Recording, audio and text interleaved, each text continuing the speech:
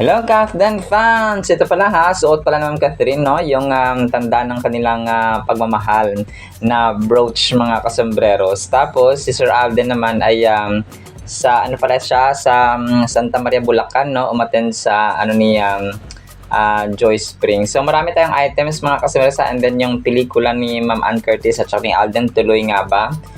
Kasi may nag-post dito. So, unahin natin to, no? Itong fan na nagpa-picture kay Ma'am Catherine dun sa shoot nila nung station ID nga no ng ABS-CBN ngayong 2025 ay talagang zinom ko mga kasambreros no, na itong parang yung singsing no na brooch mga ano siya, parang hindi siya yung eagle style na parating sinusuot ni Ma'am Catherine nung sa Thailand pa siya. Kasi para sa mga mahalagang occasions ay sinusuot nila no yung kanilang sign of love mga kasambreros. So talagang zinom ko mga kasambreros sa kamay ni Ma'am Catherine yung kay Sir Alden na ano niya ay nakatago yung kamay ni Sir Alden dun sa pag-attend niya sa ano. So yung pictures na pinlash ko kagabi ay ano pala yun no, yung birthday ni Olivia. So si Olivia pala ay anak ni Ma'am Joy Spring no, na isang GMA talent din po mga kasambreros. So kapuso actress nito si Joy Spring mga kasambreros. So akala ko si gabi kung sino yung si Olivia no. So malapit nga talaga sa puso ni Sir Alden kasi si Joy Spring ay kaibigan niya no sa GMA mga kasambreros. So yun, ito si Ma'am Catherine, naka-green pa siya dito. Nagulat niya ako kasi parang kagabi sabi niya, may fan pala na nagpa-picture kay Ma'am Catherine no nung ginagawa nila yung ano, yung tawag dito, yung station ID ngayong 2025 mga kasambreros. And if I'm not mistaken, kasama ito doon sa itong lalaking ito, si Sir ay parang kasama doon sa shoot no ng station ID mga kasambreros. So parang kasama siya doon sa ano, sa ginawa nilang station ID ngayong 2025 na may theme na love, joy, hope no. Yun ang kanilang tema mga kasambreros. So talagang tayo po ay dapat maging magaling na investigador no. Parang ala Detective Conan tayo mga kasambreros. So itong si Sir ay parang kasama nga siya dito sa sa tayo ito kasama si Tatay Cardo and the rest of the cast mga kasambreros. Parang yung ordinaryong Pilipino no, kasama siya dito mga kasambreros. So inaano ko pa siya no, parang kasama siya dito mga kasambreros sa casting. So yun. And then ito, next item natin mga kasuno, low-key lang talaga ang Kafdan. So Sir Alden ay pinagbuhat siya ng baby kay Baby Olive mga kasambreros. So tapos sa mga kaibigan niya, hindi ko alam kung makapatid ito ni Joy Spring. Ito magaganda no na tao dito na magkapatid yata ito tsaka yung kanyang boyfriend or asawa. So si Sir Alden ay buhat-buhat lang ng baby no, practice muna Pops Alden. Kasi sa susunod ay sarili mo ng baby ang buhat-buhat mo. So ganon. And then ito, natutuwa ako dito sa isang sa caption ni Joy Spring no nung picture taking nila ni Sir Alden, tapos yung family siguro ng boy ito ng nila Ma'am Joy Spring no, sa happy birthday Oli mula sa iyong tita and tito ng Santa Maria, Bulacan. Tapos ang caption dito ay kunwari naiyak na si Oli. Nung naiyak si Oli sabi niya, hindi pa kayo uwi? Sabing gano'n ng caption mga kasambreros. So dito si Ma'am Joy Spring, tapos yung anak nila of course na si Oli, tapos yung kanyang husband, tapos siguro mga friends and relatives ito no, ni Ma'am Joy Spring at saka ng husband niya, yung kasama ni Sir Alden sa likod mga kasambreros. So talagang kahit na busy si Sir Alden, talagang pumunta siya dito no, kasi ang mahalagang tao sa kanyang buhay itong si Ma'am Joy Spring din po. And of course baka ninong ito siya ni Oli mga kasambreros no, baka ginawang ninong si Sir Alden mga Alam mo yung ano, yung mga Pinoy, kunwari, di ba, pag sikat ka or parang close na close, ang dami mong ninong at saka ninang na, ang dami mong mga inaanak, mga, kasi lalo na pag galante ka, nako, parati ka talagang kukuning ninong, parati kang kukuning principal sponsor sa mga kasal, and so on, ninong sa kasal, ninong sa binyag, ninong sa ninong sa, dito, ninong sa binyag, ninong sa kasal, at saka sa, yun, sa birthday mga kasombreros, no? So, sa dedication, talagang ganun ang parang tradisyon ng ating mga kapwa Pilipino, mga kasombreros. And then ito, so next item natin mga kasombreros, si Sir Alden dito, no, parang nagpa-cute siya. Tapos, parang ginawa niya yung trend na, kunwari, ano yung kamay sa camera, tapos magpapalit ng costume. So, dito nga ay nagpalit siya ng costume na para pang Sting, no? Na part ng kanyang endorsement, mga kasombreros. So, ang kulit lang ni Soiti dito, mga kasombreros, no? Sa kanya sa kanyang ginawang parang transition ba sa mga vlogger, mga kasombreros. So, transition ang term po natin dito.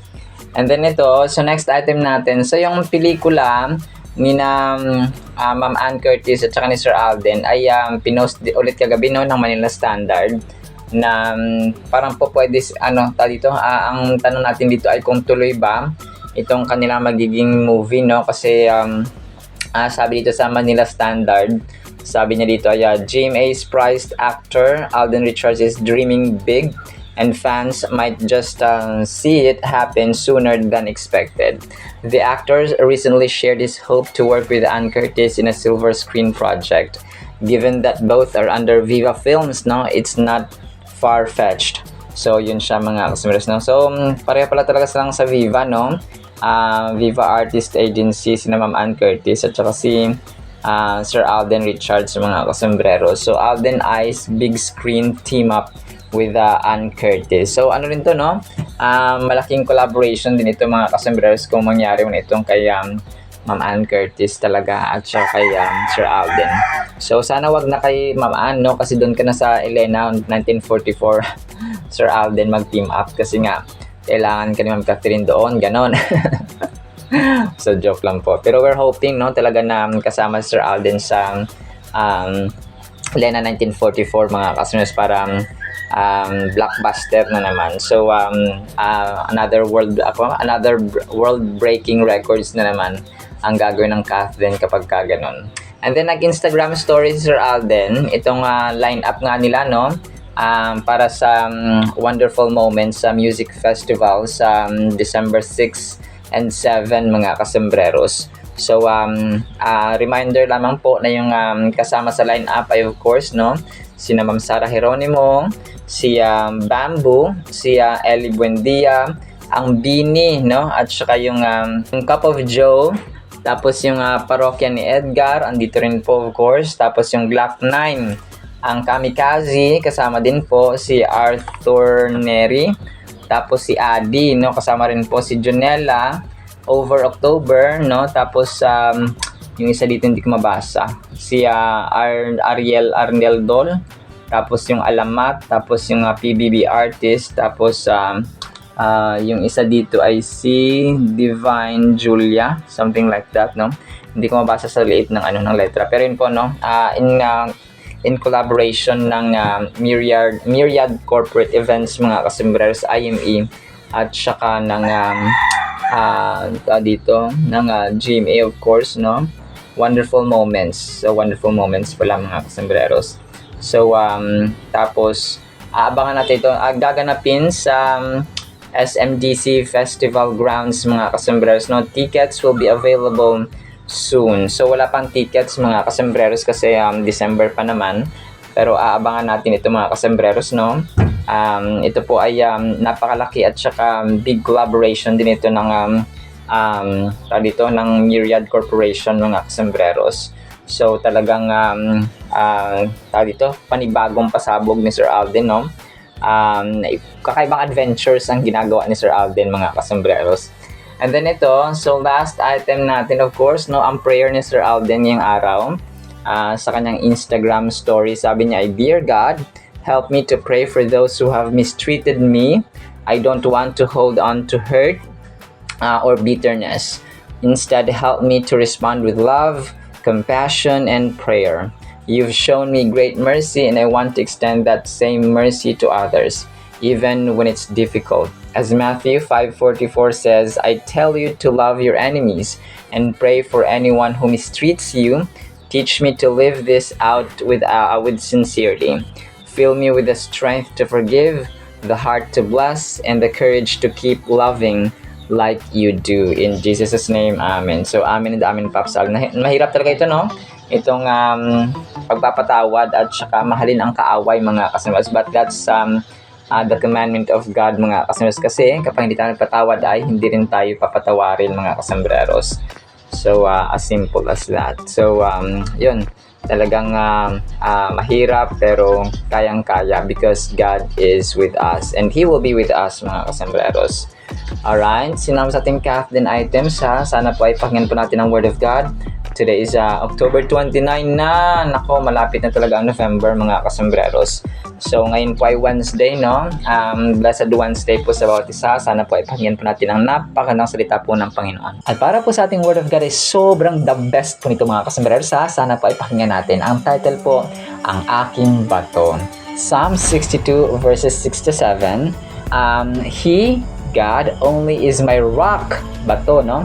And my salvation, He is my defense, I shall not be moved. Verse 7, in God is my salvation and my glory, the rock, inulitin niyo, bato of my strength and my refuge is in God. Napakaganda ito, mga kasambreros. Ang concrete na bahay ay matibay yan, mga kasambreros. Ang bato, no, ay talagang matibay. Kung kaya sa every construction, kapag concrete ang iyong bahay or ang bridge, ang tulay, ang building, ay meron talagang bato. So any type of construction or infrastructure, mga kasambreros, kapag meron talagang bato, no, minimix ang bato sa buhangin, and then may semento, mga kasambreros, and so on. So that represents strength ba, no, lakas, mga kasambreros, at saka tibay ng isang infrastructure. Pero ang pinaka matibay, no, pinaka timeless na bato at saka protection at saka refuge, kanlungan, mga kasambreros, or fortress ay ating Diyos. Kung kaya sinasabi ni imagine niyo si Haring David, hari siya sa panahon niyan presidente, but he trusted God. Okay? He depended on God, mga kasambreros. Kung meron sana tayong mga leader na gustong magkaroon sa ating society or sa ating bansa, yun ay yung David leadership ba, no? Yung leadership na mas inuuna ang Panginoon, mga kasambreros. Sasabihin nyo, ang OA naman nun, parang magiging simbahan na tuloy ang Pilipinas, no? Kasi nga, dito, magiging God-fearing ang isang leader. No, hindi po, mga kasambreros. As a matter of fact, ay utos din ng Panginoon, no, na ang mga leaders, ang mga namumuno, mga kasambreros sa ating lipunan ay matakot sa Diyos. Kasi kapag walang takot sa Diyos, tingnan nyo ang nangyayari sa atin ngayon, di ba? Corruption, kaliwat kanan, ang mga adik, no? Sorry po sa term, mga kasambreros. And yung ekonomiya natin, nagda-down na, no, mga kasambreros. Ang laki na ng utang ng Pilipinas, 17 trillion na higit na. Although hindi naman yan talagang sa present administration lang, merong mga ambag-ambag, pero ngayon ang pinaka-worst, sinakita natin talagang chinap-chap ang budget ng 2025 budget, mga kasambreros, ng Pilipinas. Talagang chinap-chap, no?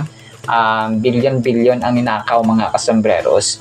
So ang verse na ito ay isang powerful reminder sa atin ng power ng unwavering faith at saka tiwala sa Panginoon. The imagery of God being a rock, no, bato, mga kasambreros, symbolizes His strength and stability. So just like a rock is unchanging and solid, no?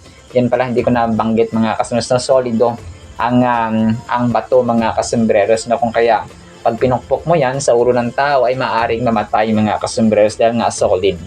God is our constant source of support and security. So the writer acknowledges that God is their salvation by declaring that God saves and delivers them from any harm or danger. This verse reinforces the idea of God being the ultimate protector and savior in times of need. So ito, mga kasambreros, hindi naman ibig sabihin na si Lord ang ating protector, si Lord ang ating security, si Lord ang ating provider, tapos hindi ka na magtatrabaho.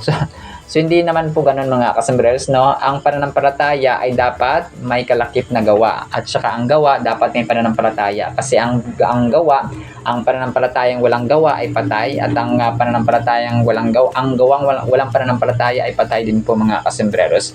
That is why parang ano yun parang nasa tao ang gawa, nasa Diyos ang awa, kasi gagamitin niya ang tao mga kasambreros para isakatuparan ang kanyang purpose sa ating buhay. So, yun po siya mga kasambreros. When the writer or King David proclaims that God is their fortress and that they will not be shaken, it reflects a deep sense of assurance and confidence in God's ability to provide shelter and security. This declaration conveys a sense of peace and steadfastness in the face of challenges or difficulties. The writer shows a profound reliance on God's power and protection by placing their trust in God as their unshakable foundation. So ito ay talagang na-test, no? Talaga nasubukan ang tibay na mga infrastructure, yun sa recent nga na mga earthquakes or lindol na atin experience mga kasambreros. May mga talagang nasira, may mga talagang napuruhan, may mga hindi rin naman napuruhan mga kasambreros, no? Dahil sa awa ng Panginoon at matibay ang pundasyon mga kasambreros. And natutuwa ako dito sa kay Ma'am Jessica Soho na parang pumunta siya sa Davao City, no? Tapos pagkatapos nga nung lindol, na unang tumama dito sa Manay, Davao Oriental, nagulat sila kasi akala nila hindi na pwedeng daanan yung mga highways kasi nga malakas yung lindol. Pero nagulat sila kasi walang gaanong damage, at saka passable or pwedeng madaanan yung mga daanan mga kasambreros. So ang galing talagang awa ng protection ng Panginoon din mga kasambreros sa mga taga Davao City. And dito mo talaga nakita na hindi corrupt yung mga government officials mga kasambreros ng Davao City. Parang doon pa sa time, hindi ako nagmamayabang kinikwento ko lang po mga kasos, based din ito sa mga napapanood ko, mga naan doon mismo mga kasambreros. And even si Ma'am Jessica Soho ay talaga nakapagsabi. So, nakita ko talaga yung rescue team nila. Talagang, ang bilis nila mga kasambreros. Parang naging ugali nila, no? From the time pa niya Mayor Rodrigo Duterte pa dati, bago siya naging presidente mga kasambreros. Talagang, naging tradisyon nila, nakaugalian na nila, tulong-tulong, at saka ang bilis ng kanang pagresponde mga kasambreros. So, talagang biniyaan sila ng Panginoon ng mga leader na gano'n, no? Active at saka hindi corrupt mga kasambreros. So this verse reminds us that no matter what trials we face, we can find strength and stability in God, who is our rock and salvation. It prompts us to reflect on our own faith and trust in God as our fortress, who will not let us be shaken. So napakaganda mga kasambreros, no? Talagang sa lahat ng pagkakataon, sa lahat ng panahon, kahit saan man tayo mga kasambreros, masasabi natin na He only is my rock, no? Sabi niya Haring David dito, na ang Diyos lamang ang kanyang bato, ang kanyang muog, ang kanyang pundasyon, ang kanyang matibay na sandigan. So ang phrase na He only is my rock, this phrase underscores the exclusive nature of God as our unmovable foundation. Just as rock provides unwavering stability and strength, God stands as our steadfast support in all circumstances. And sabi niya dito sa next phrase niya, and my salvation. So, ito namang sinabi dito niya King David na, and my salvation, ang aking kaligtasan. We are reminded that God is not only the source of our eternal deliverance, but also our rescue from the trials and tribulations of daily life. So, grabe, no? Salvation. So, hindi lamang sa afterlife yung kaligtasan na mamatay tayo, maliligtas tayo mga kasus. Hindi lamang iyon ang tinutukoy dito ni Haring David, kundi yung kaligtasan sa pang-araw-araw natin na pamumuhay, no? Na safe tayo nakauwi, safe tayo nakapunta sa trabaho, safe tayo nakapunta sa paaralan, or kung saan man tayo gusto pumunta, sa palengke ba dyan, sa park ba dyan, or gumala tayo, tapos nakauwi pa tayo mga kasambreros ng safe. So yun siya, no? Talagang ang Diyos natin ay pinoprotektahan tayo. Sometimes hindi na natin na-recognize at hindi tayo nakapagpapasalamat sa Panginoon na Lord, salamat sa protection, salamat sa safetyness, salamat sa security, salamat sa kaligtasan, no, na kami ay ligtas pa, no, sa sa lindol, and so on, no? So, talagang parati nating ibuka ang ating mga bunganga at saka ating puso, no?